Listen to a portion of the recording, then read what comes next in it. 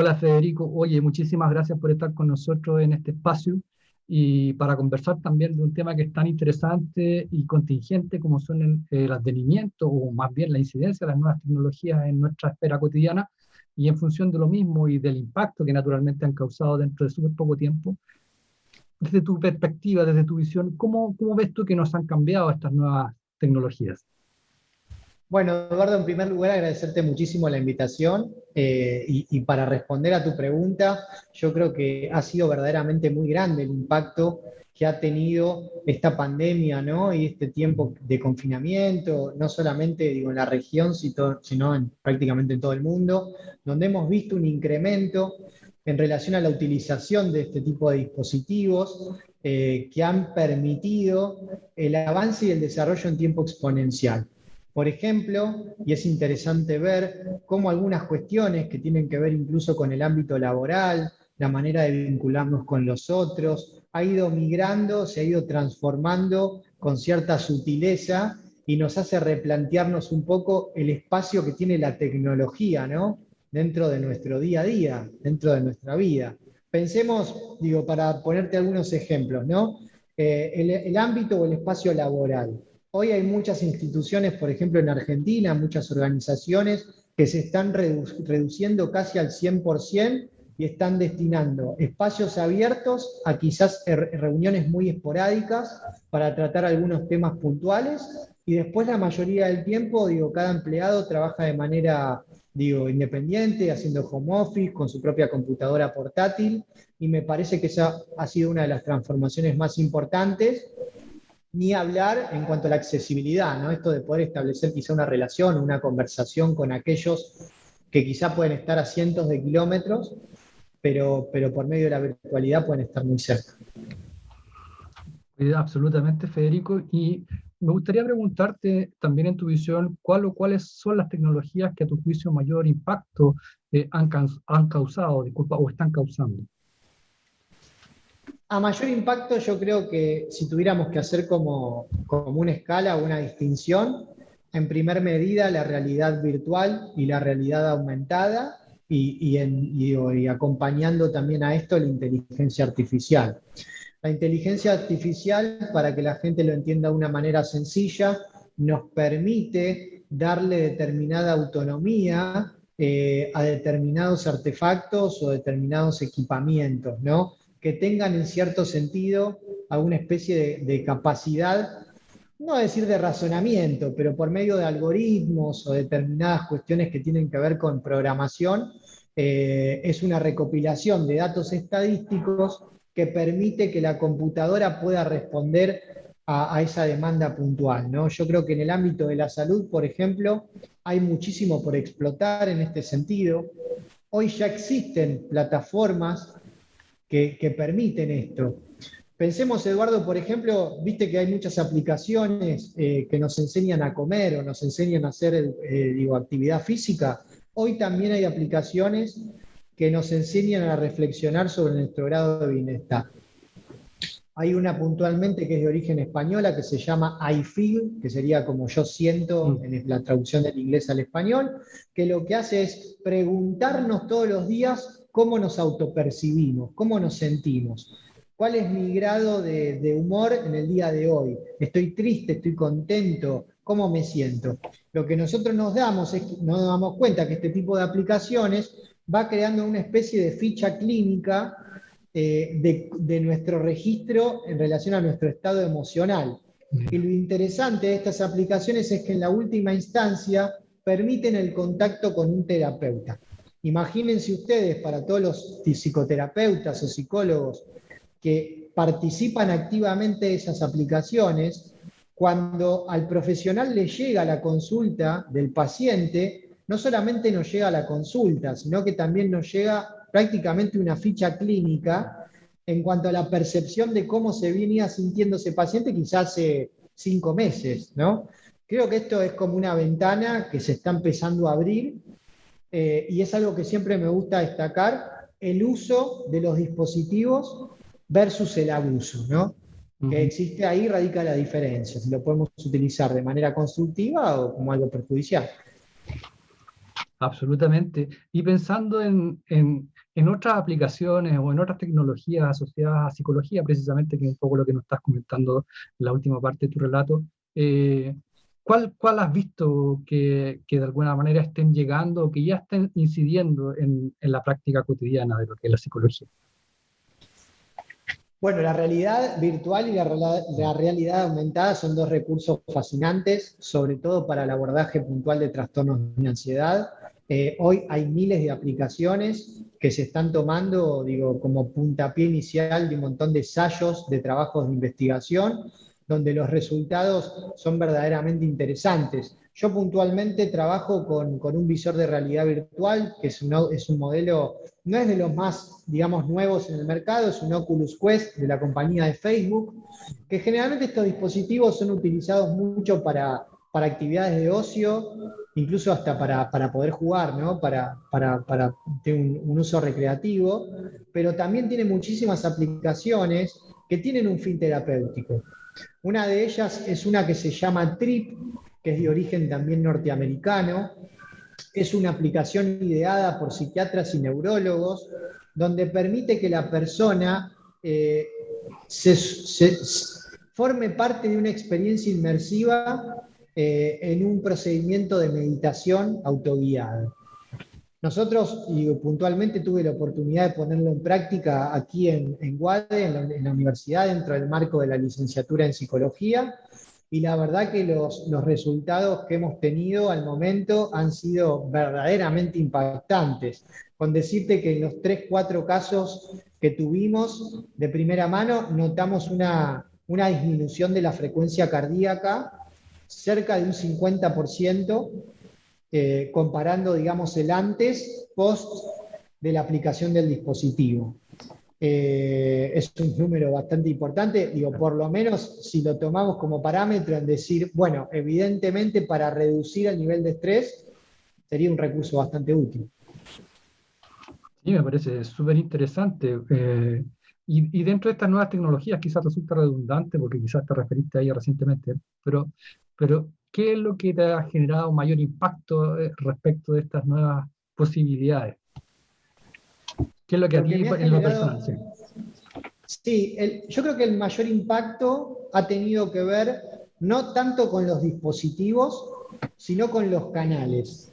Okay. Fíjate, Eduardo, que hace muy poquito tiempo hablábamos de la videoterapia o de la telepsicología o de la ciberpsicología o la terapia online y tantos otros números que se le ha dado a este marco de un intercambio terapéutico a través de una llamada o de un espacio virtual como el que estamos teniendo nosotros ahora. Bueno, para quizá los aspectos o los espacios más tradicionales de la profesión, esto era inviable, era impensado, era algo que era, digo, muy difícil de concretar.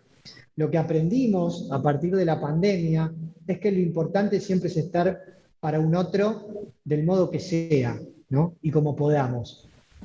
Indudablemente, la virtualidad reemplaza la presencialidad.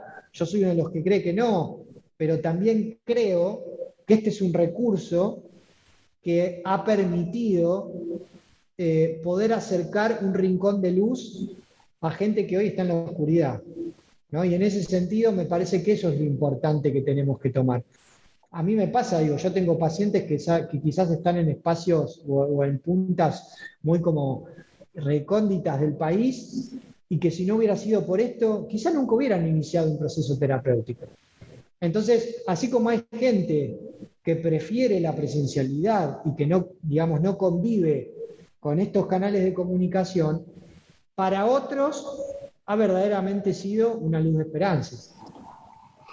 Absolutamente. Bueno, de hecho, como también lo mencionaba, este canal que estamos teniendo ahora mismo no sería factible si no fuera a través de este tipo de canales y más en los espacios, las instancias que estamos viviendo ahora que están cruzadas por lo que es la pandemia.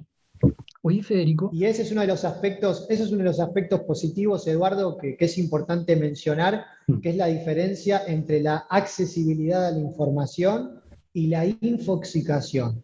La infoxicación, como me gusta llamarle, es la intoxicación por abuso de información. La accesibilidad, la utilización correcta de los canales digitales de información permiten, por ejemplo, que hoy podamos tener este encuentro donde podamos reflexionar sobre cuestiones de salud, de bienestar. Todo lo que tiene que ver con la infoxicación es estar atentos a las famosas fake news, aquellas cuestiones que desconocemos las fuentes, que la información es escasa. Digo, me parece importante también marcar esa definición, ¿no? Y esa distinción. Un espacio como el tuyo, desde Psiconetwork, donde lo que tratamos de hacer es generar contenido transparente, sólido, para que todos puedan adquirir nuevos hábitos saludables. Y en el otro extremo, bueno, tenemos un caudal de información inmanejable de la que a veces desconocemos la fuente, ¿no? Absolutamente. Y de hecho, bueno, te lo iba a preguntar y quizás está todo cubierto en función de lo que nos has traído, pero ¿se te ocurre además algún otro elemento del cual debiéramos ser precavidos, cuidarnos en función de estas nuevas tecnologías? Muy interesante la pregunta. Me parece que, digo, no necesariamente la hemos respondido antes. Yo creo que, digo, lo que estás planteando me hace reflexionar sobre lo siguiente, ¿no? Y esto es algo que se menciona en el DSM, y en digo, en los diagnósticos y en los manuales, ¿no?, de trastornos mentales. El problema no son los recursos, el problema es la adicción a ellos. Mm. Cuando hablamos de los dispositivos o de los canales de comunicación o de los recursos electrónicos, no hablamos de estos recursos como un elemento destructivo. Lo que los hace destructivos es el comportamiento adictivo. Por eso siempre hablamos de adicción a los videojuegos, adicciones a las redes sociales, adicción a Internet. Acá lo peligroso es la conducta adictiva. ¿Cómo darnos cuenta cuando tenemos una conducta adictiva? Cuando podemos percibir que la falta del contacto con ese dispositivo o ese medio me genera euforia, me genera irritabilidad, me dispara mi nivel de estrés. Si nosotros sentimos, digamos, que es el dispositivo el que nos controla y que nosotros perdemos total autonomía sobre eso, me parece que es ahí donde estamos verdaderamente frente a un problema importante, ¿no? O me parece súper buena la aclaración y que haya ampliado también el tema vinculado precisamente con los conflictos de este nuevo escenario. Y mira, pensando en un mundo hipotético, ¿no? Casi ficticio, pero no puedo evitar la tentación de preguntártelo. ¿Tú crees que podamos vivir o que exista, digamos, una instancia en la que se pueda convivir sin estas nuevas tecnologías? Es muy importante tu pregunta, Eduardo. Nos convoca a la reflexión. Ujú. Me parece que quizá mi respuesta no sea, digo, del todo esperanzadora, en el sentido que yo creo que todo esto ha venido para quedarse, y rescato lo de desesperanzadora para el que cree que puede vivir al margen de todo esto, ¿verdad? Digo, hoy solamente la tecnología no es algo que tenga que ver con el acceso a las redes sociales. Hoy prácticamente el desconocimiento de todo esto puede ser incluso una dificultad a la hora de conseguir un trabajo, ¿sí? Te voy a dar un dato muy importante, Eduardo, que es muy impactante, que es esto de los nativos digitales, ¿no? Hoy se está hablando de la generación alfa. Esta generación alfa, Eduardo, son chicos, como pueden ser mi hijo, que tiene 5 años, que han nacido, han crecido e interpretan el mundo conociendo a un planeta donde lo digital ya nos rodea de manera permanente. ¿Vos te imaginás la concepción y, digamos, la percepción que van a tener ellos sobre el mundo y sobre la manera de vincularse con nosotros, totalmente distinta a la manera que tenemos nosotros? Y eso es algo que ha venido para quedarse, y sin ninguna duda va a ser algo que nos va a atravesar a todos. Desde el momento en que un amigo mío conoció a su mujer por Tinder y hoy se casaron y tuvieron 2 hijos, hasta la transformación desde lo educativo, ¿no? De poder que se generen estos canales de comunicación. Me parece que es inviable pensar que esto en algún momento puede llegar a separarse. Yo creo que en algún momento incluso, y volviendo un poco al tema de los trastornos, yo creo que una de las cosas que también se ve en determinado rango etario de la población es esto de los fóbicos digitales, ¿no? Esta gente que por ahí es muy grande y le cuesta mucho y pone mucha resistencia. Bueno, cuidado con esto también, ¿no? Porque, digo, lamentablemente puede ser un grupo, un rango etario que de a poquito vaya como quedando un poco afuera, ¿no? Esta dinámica. Mira, me hace mucho sentido lo que tú nos comentas, porque compartimos el hecho de tener hijos pequeños. Yo tengo uno de 8, o va a cumplir 8, y absolutamente todo su entorno y su fantasía, digamos, no sé, en realidad es como que están constituidos por esta hebra digital y lo manejan de una manera fantástica, además. Oye, Federico, Totalmente. sí, como para cerrar, ¿cuáles crees tú que son los desafíos que nos quedan por delante eh, en función de lo que son estas nuevas tecnologías y la inmersión, naturalmente, que nosotros tenemos, o la comunicación, la relación, quizás podríamos decir, que sostenemos con esta? Bueno, verdaderamente me parece que es un punto fundamental que empecemos a trabajar de manera, digo, eh, de manera universal, en el sentido de compartir todos un mismo criterio, es empezar a entender y a establecer lineamientos sólidos para que podamos determinar juntos el límite entre esto que te mencionaba antes, que es el uso versus el abuso. Vos mencionaste algo muy importante respecto a tu hijo, ¿no? A tu hijo de 8 años. Yo te voy a poner un ejemplo concreto que seguramente te debe pasar con tu hijo. Ellos han incorporado de manera natural, por ejemplo, los esports, los deportes electrónicos, los juegos en línea, la comunicación con sus compañeros a través de una pantalla. Ahora yo como padre te pregunto, ¿nosotros podemos mantenerlos al margen de todo eso? ¿Podemos decirles esto no lo vas a hacer porque no es saludable? Yo del otro lado te pregunto lo siguiente y me lo pregunto también como padre. ¿Es saludable que yo pase 10 horas sentado frente a una laptop trabajando? ¿Por qué lo que hacemos nosotros está visto como algo aceptable? ¿Y por qué que los chicos pasen 5, 4, 3 horas jugando frente a un dispositivo es algo contraproducente, ¿no? Y acá es donde quiero ser como particularmente, digo, objetivo sin entrar en sensibilidades. No estoy diciendo que ni una cosa esté bien ni la otra, pero sí es importante que tomemos estos dos parámetros para empezar a establecer criterios en común. No, me parece absolutamente esclarecedor lo que estás comentando. Es un poco también como el ejemplo del padre que te dice que no fumes cuando él fuma todo el día. No. Y por otra parte, Y eso es digamos, importante, sí, con los chicos totalmente, digo, los chicos siempre, digo, ellos internalizan su mundo a través de lo que ven. Ahora, si vos me preguntás, y también para dar como una recomendación, ¿no? A modo de serie para la gente que después nos está viendo y demás, yo creo que puntualmente lo importante ahí es hacer un esfuerzo nosotros como padres, o incluso también como profesionales de la salud, de empezar a entender e interiorizarnos sobre todos estos temas.